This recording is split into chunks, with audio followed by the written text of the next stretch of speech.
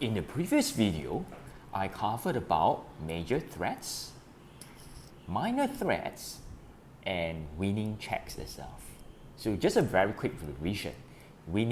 The minor threats involves connect two pieces connected together.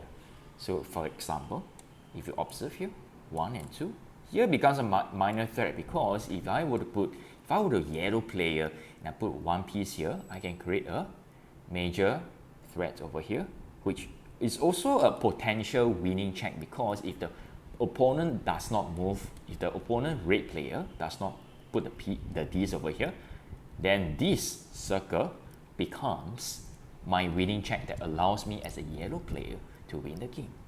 Okay. Now, if I were to successfully put a yellow D's over here, then this circle will become a major threat. Okay, so this is just a quick revision of minor threats, major threats, and winning checks. If you wish to know more about what are the differences, you can explore the previous video that I posted a few days ago. Okay. For now, let me just introduce how you can utilize the major threats, minor threats, and the winning checks in ways that allow you to win quickly. In the previous video, if you recall, I also mentioned about utilizing strategies and tactics. Okay. Now, what is the difference between the two? Tactics will involve helping you to visualize 3 to 5 steps in advance on how you can make your pieces in ways that give you combinations, a series of sequential moves that allow you to make the winning move. That would be tactics. Strategy will involve putting your D's in ways that allows you to have chances of putting more combinations of tactics and chances of allowing you to display the tactics in the long run. For instance, the tactics for this, if you see the minor threat, is that if I were to put here, that will give me the major threat over here. So this is actually one of the tactics. Now, when I put the yellow piece over here, this gives me the chance for me to make minor threats and major threats in the long term, horizontally and diagonally, and at the same time connecting my piece with this and creating more chance for my D's to be together so that I can create more connect for diagonally, horizontally, and vertically in ways that my opponent, who is the red player, they cannot counter. Okay, so I know there are a lot of terms here. You heard so many terms from me, like major threats, minor threats, tactics, and strategy. But fret not, please relax your nerves because as I show you more example, you'll start to see how putting at the back of your mind the tactics, the strategy, which are the major threats, which are the minor threats, they are designed for your mind to be able to look forward in advance on where are your winning moves that you can make possibly. Okay, because if you can't think in a strategic and tactical manner, chances of you not being winning is like a lucky draw.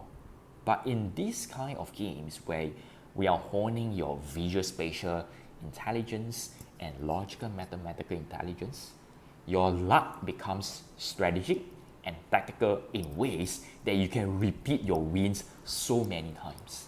Okay, let me just demonstrate to you for just one example how you can, for instance in this game, how you can make a series of tactical moves or forcing move in advance such that your winning becomes a lot logical and predictable for you at certain times. Okay, so now the red player has already made the last move over here, as you can see. Me, the yellow player, put here. Observe what happens immediately.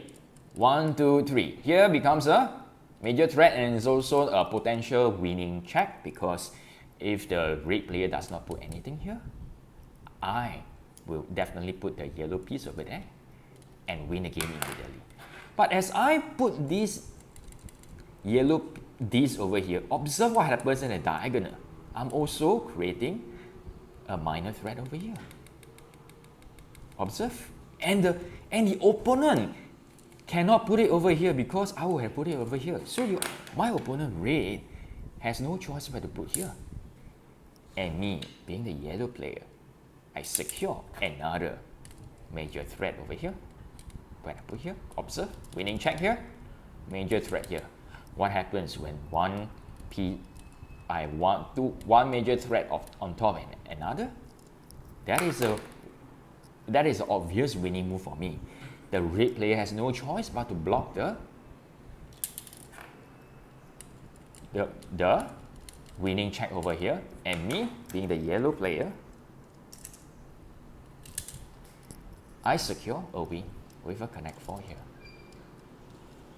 Okay, so this is one of the ways that when you are able to train your mind to visually think 3 to 5 steps ahead, you can make forcing moves over here, and then another forcing move here that finally secures a win permanently. Yeah, I will be giving you more examples of how to apply tactics in the subsequent videos. For the strategy videos, how to apply long-term strategy, I will introduce it to you again, because that requires you to know some tactics before you can apply the strategy. But for now, just for the next video, just train your mind to think 3 to 5 steps ahead, and I will guide you with a series of exercises to do that, so that you are training your mind as though your mind is in a gym, the mental visualization gym itself. Okay, yeah. Onward to the next video. If you find that this video is a